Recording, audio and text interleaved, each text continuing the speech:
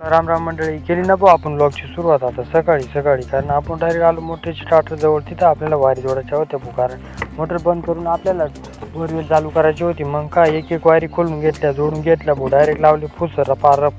नंतर मग त्याला फ्यूज लावल्यानंतर आपण डायरेक्ट तिन्ही फ्यूज लावले भाऊ. मग काय फ्यूज लावून आलो ना भाऊ इकडे जलपरीने टाकी भरली, बाकी पाणी तिकडे काढून दिलं विहिरीत.